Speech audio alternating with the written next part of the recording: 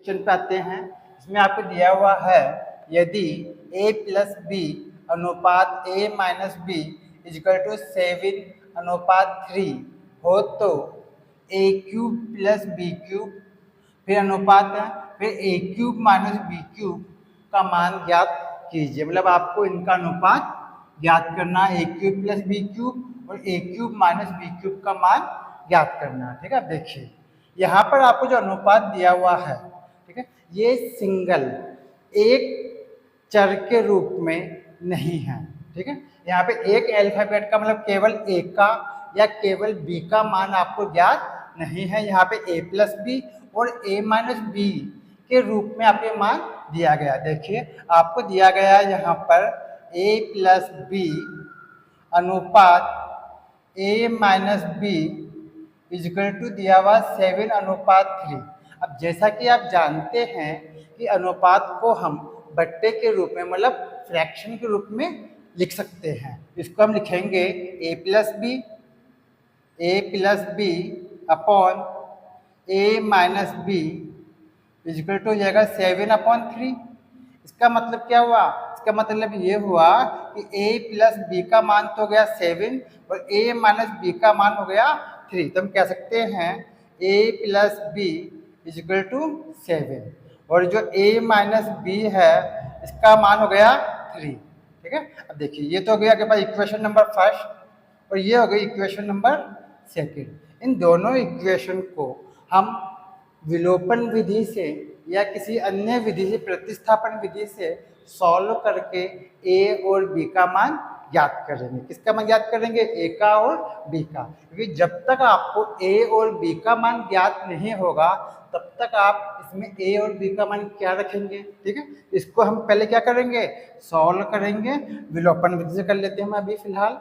ठीक है, अब देखिए विलोपन विधि में क्या करेंगे? दोनों समीकरणों को लिखेंगे जोड़ने पर। क्या करने पर? जोड़ने पर। इन दोनों को में हम ऐड करते हैं तो जोड़ करेंगे तो यहाँ पे b से b कट जाएगा। ठीक है, और यहाँ पे a और a कितना हो जाएगा? 2a। कितना गया भाई? 2a। और यहाँ 7 और 3 कितना गया? 10। ठीक है, अब यहाँ पर a का मान ज्ञात करेंगे तो हो जाएगा a इजकल टू यहाँ हो जाएगा 10/2 यानी a का मान आपके पास आ गया 5। ये a का मान आ गया। अब a का मान किसी भी एक समीकरण में रख के हम b का मान भी ज्ञात कर लेंगे। a का मान समीकरण 1 में रख देते हैं फिलहाल। तो मैंने लिखा a इजकल टू 5। समीकरण फर्स्ट में रखने पर, समीकरण नंबर फर्स्ट में रखने पर समीकरण फर्स्ट क्या भाई? a plus B is equal to 7। अब यहाँ पे a के स्थान पे a का मान रख देंगे। यहाँ पर कितना जगह भाई? यहाँ पे 5 प्लस बी इजकल टू 7। यहाँ जगह b इजकल टू 7 माइनस 5 तो b का मान हो जाएगा आपके 2। ठीक है भाई, अब आपने देखिए a का मान भी ज्ञात कर लिया। a का मान कितना आया? 5। b का मान भी आपने ज्ञात कर लिया। b का मान कितना आया?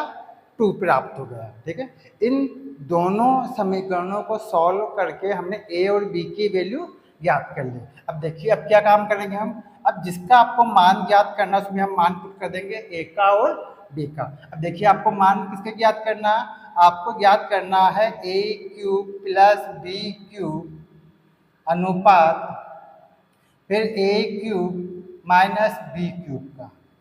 ठीक है, इसका आपको मान ज्ञात करना। अब देखिए a का मान कितना है भाई? 5। लिखेंगे 5 की पावर 3 प्लस b का मान कितना है भाई? 2। तो 2 की पावर 3। ठीक है, ये तो आ गया आपका पहला सेट। ठीक है, फिर अनुपात। अब देखिए दूसरे सेट में क्या होगा? a की पावर 3 यानी 5 की पावर 3 माइनस फिर 2 की पावर 3। ठीक है, अब देखिए 5 का 3 टाइम मल्टीप्लाई करेंगे, 5 इंटू 5 करेंगे तो आपको प्राप्त होगा 125 प्लस 8। ठीक है, क्योंकि 2 का मल्टीप्लाई करेंगे 3 टाइम तो 8 प्राप्त होगा और 5 का मल्टीप्लाई करेंगे 3 टाइम तो 125 प्राप्त होगा। ठीक है, फिर अनुपात।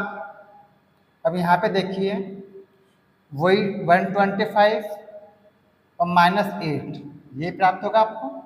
अब यहाँ पे ऐड करेंगे 125 मतलब 125 में हम 8 को जोड़ेंगे कितना प्राप्त होगा 133 133 अनुपात।